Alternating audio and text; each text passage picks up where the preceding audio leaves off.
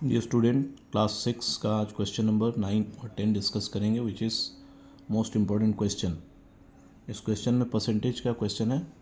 तो एक परसेंटेज में क्वेश्चन में देखिए क्या लिखा हुआ, in an examination 72% of total exam knee past.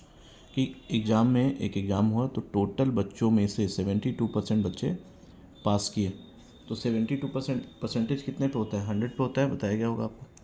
100 को परसेंट मानते हैं। परसेंट ये देखिए पर सेंट, सेंट का मतलब होता है 100, पर मतलब होता है 1, यूनिट 1। इसको हिंदी में आप बोलते हैं प्रति, प्रति का मतलब एक। तो इसको हिंदी में क्या, इसी चैप्टर को हिंदी में लिखा होता है प्रतिशत, और ना परसेंट, ये पर और सेंट। तो 100 पे कैलकुलेशन होता है। तो एक आप डाटा में क्या दिया हुआ है कि 72% ऑफ टोटल एग्जाम नहीं पास्ट। तो कह रहा है कि 72% अगर पास कर गया तो फेल कितना हो, ये भी आप समझिए। फेल होगा 100 माइनस 72। तो 100 माइनस 72 क्या हो रहा है? फेल हो जा रहे बच्चे। मतलब कितना होगा? 28%। 28% क्या हो गया? फेल हो गया है। एफ लिख रहा हूँ, मतलब फेल हो गया वो बच्चे। तो ये 28 और 72 ऐड करेंगे तो आपका 100% बन जा रहा है।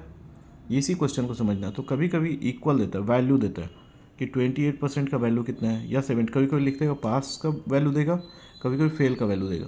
क्वेश्चन में क्या लिखा हुआ है वो ध्यान से देखिए। आपको यहाँ क्वेश्चन में लिखा हुआ है कि in an examination 72% total exams in past.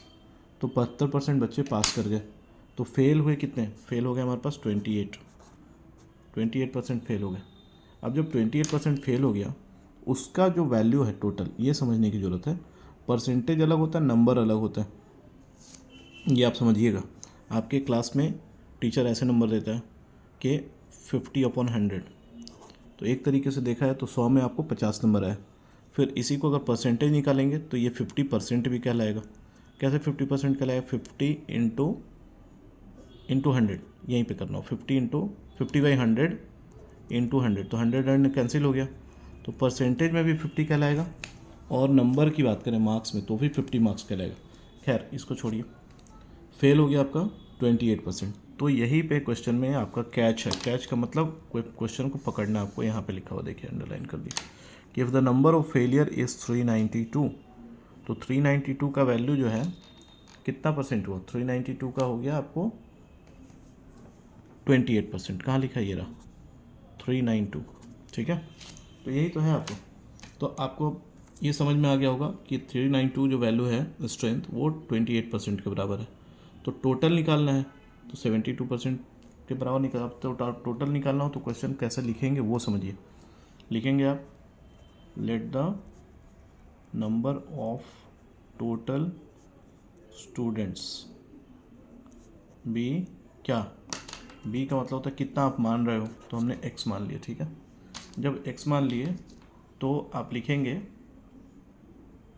Percentage of failure student which is 28% by the calculation. नया कैलकुलेशन किया, ये क्वेश्चन में नहीं दिया, कैलकुलेशन किया हुआ। तो 28% जो वैल्यू दे रहा है वही आपको बोल रहा है कि कितना है। तो 392 के बराबर वैल्यू बता रहा है आपका। तो क्या लिखेंगे? x का, आप हिंदी में बोलते हैं का, चलो मैं लिख के दिखा। तो x का हाउ मच परसेंटेज? 28%।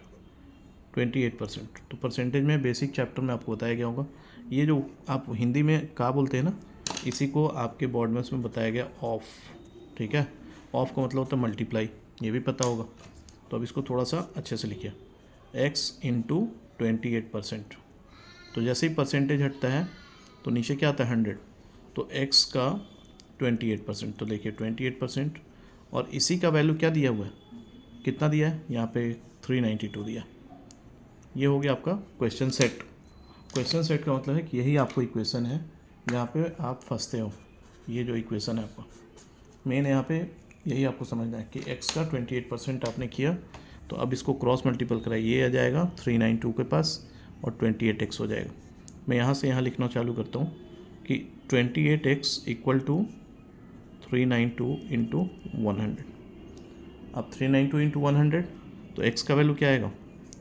कई बार बताएगा 392 इंटू 100 अपॉन 28। तो देखो भाई 28 के टेबल में ये डायरेक्ट आ जाएगा, या फिर आपको भारी लग रहा हो तो कोई बच्चा इसको 14 के टेबल में ले सकता है। 14 के टेबल में लेंगे तो 2 बार में जाएगा, और अगर आप 28 के टेबल में लेंगे तो चलिए 14 से ही करते हैं आपके लिए। 14 बाई इंटू 2, फिर यहाँ पे 14 से क्या हो, रफ वर्क करने के लिए आपको स्टार्ट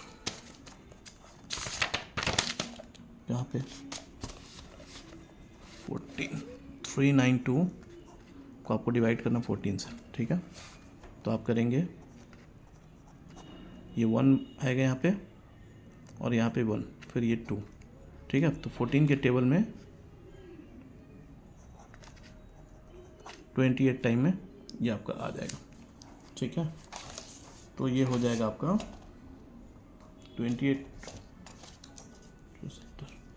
28 से सिंपल कैंसिल करवा दिए इसको 14 टाइम में, और ये 28 बार में जाएगा।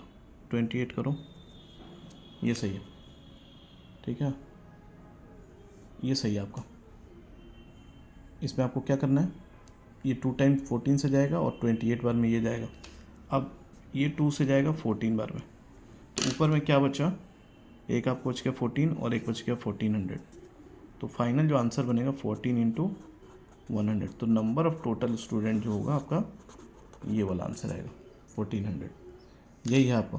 कभी कभी वैल्यू आपको प्लस वाला देता है, तो प्लस वाले वैल्यू में क्या करना है, प्लस मतलब कि अगर इसी का वैल्यू देता है 72% का वैल्यू कितने स्टूडेंट थे, तो आप फेल वाला निकाल के आप आंसर निकाल सकते हैं। ऐसे आपके क्वेश्चंस होते हैं। चलिए क्विकली देखते हैं क्वेश्चन नंबर 10 जो पहले से मैंने लिखा था। कह रहा है after deducting commission of 5%। Commission का मतलब होता है आपको डिस्काउंट कोई देता है। जैसे कहता है कि 100 रुपये का सामान हम आपको 80 रुपये में दे देंगे, ये 100 का सामान है और आपको दे दिया 80 रुपीज़, मतलब क्या हो, यहाँ पे 20% आपको कमीशन मिला, डिस्काउंट मिला। तो कमीशन काटने के बाद कह रहे हैं after deducting commission of 5% amount cost 15,200 rupees.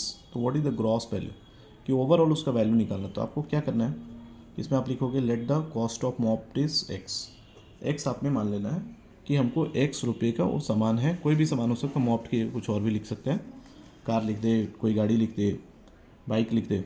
तो अब आपको डिस्काउंट बोल रहा है कि कितना % डिस्काउंट है, तो वही एक्स का 5% डिस्काउंट चल रहा है, यही आपसे बोला गया ना।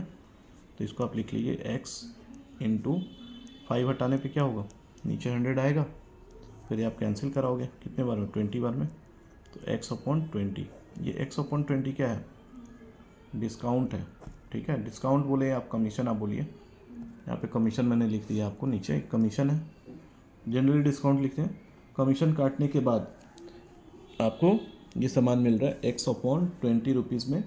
तो कॉस्ट ऑफ मॉप्ड आपको क्या होगा, देखिए कॉस्ट ऑफ मॉप्ड आपका जो होगा दिया हुआ बुक में, ऐसे कॉस्ट ऑफ मॉप्ड 1500 नहीं 15,200 रुपीज़ दिया हो। तो आपसे ये बोल रहा है कि ग्रॉस वैल्यू मतलब कि उसमें उसको आपको निकालना है ग्रॉस वैल्यू। यहाँ थोड़ा सा समझ लीजिए, ये डिस्काउंट है, ये कमीशन है, दोनों 2 वर्ड है। मैंने शायद डिस्काउंट आपको छूट बोलते हैं, कमीशन होता है कि कोई अपना काम करता है तो उसमें कमीशन काट लेता है। जैसे एक ब्रोकर है तो आपको ज़मीन दिखाएगा, तो ज़मीन दिखाएगा तो क्या करे, उल्टा आपको उल्टा एक्स्ट्रा देना पड़ेगा। जैसे मान लीजिए प्लॉट है, आपको प्लॉट है 1 लाख रुपए का, तो आपको दिखाएगा, ले जाएगा और आपसे उसका भी कमीशन होगा, तो आपसे भी कमीशन लेगा और जो बेच रहा है उससे भी कमीशन लेगा। 10,000 रुपये आपसे ले लिया और 10,000 रुपये इसका ज़मीन है उससे ले लिया, तो उसका कमीशन हो गया टोटल 20,000, और ज़मीन है आपका 1 लाख का ही। तो ऐसे काम होता है आपका कमीशंस का। So what we are thinking about, ये कमीशन आपको निकल गया, मतलब कि ये कमीशन है। एक्चुअल प्राइस में से जब कमीशन हटेगा तभी तो इसके बराबर आएगा। तो एक्चुअल प्राइस x माइनस आपको करना है x/20, तो ये होगा एक्चुअल प्राइस जो आपको वैल्यू दिया हुआ है। Cost of mop is equal to, यही हमने माना था x, और उसमें आपने डिस्काउंट दिया, तो इसमें आपने डिस्काउंट को घटाया तब आपको ये वाला आया, मतलब 15,200 रुपये आया। अब इसी को केवल सॉल्व कर लेना है, आपका आंसर आ जाएगा। मेन जो होता है कि इक्वेशन पे फिट हो रहा है कि नहीं, तो ये आपका इक्वेशन पे फिट हुआ, ये मेन चीज़ आपका, ठीक है। अब इसको ज़रा सा लिखिए, तो आप लिखेंगे यहाँ पे 1 लिख सकते हैं समझने के लिए। अब 1 जब आप लिखोगे तो ये रहा 20, यहाँ पे हो गया 20x माइनस 20 से 1 टाइम जाएगा तो 1x, और ये 15200। अब इसको क्या क्रॉस मल्टीपल, यहाँ देखिए 19x हो जाएगा इफ 15200 इंटू 20, तो यहाँ मल्टीप्लाई नहीं कराना है आपको, करना है सिंपल सा ये x के वैल्यू 15200 इंटू 20/19। अब ऐसा अगर आपको मिलता है, दिखता है, तो आपको क्या समझना चाहिए कि इसके टेबल में ये आ रहा हो, क्वेश्चन में ऐसा सेट किया होता पहले से ही, तो ये आप करिए 19 से इसको अगर टेबल में ले जाएंगे तो आपको 19 के टेबल में 8 बार में आएगा और ये 00, ऊपर में क्या बचा 800, इसको राउंड अप कर लिया करिए, वरना कभी कभी छूट जाता है तो मल्टीप्लाई करने में प्रॉब्लम आएगी। तो एक्स की वैल्यू कितनी आएगी 800 इंटू 20, मतलब 8 इंटू 2 16, और 2 और 1 30 कॉपी कर लेना। 16,000 रुपीज़ का वो आपका मॉप्ड है, जो कि 5% कमीशन काटने के बाद आपको इतने में मिल रहा है। तो ये जो एक्चुअल वैल्यू ग्रॉस वैल्यू है, यही आपका आंसर बनेगा कि after deducting commission that will cost you up to 16,000 rupees. So we have done just 2 questions, question number 9 and 10. Thank you.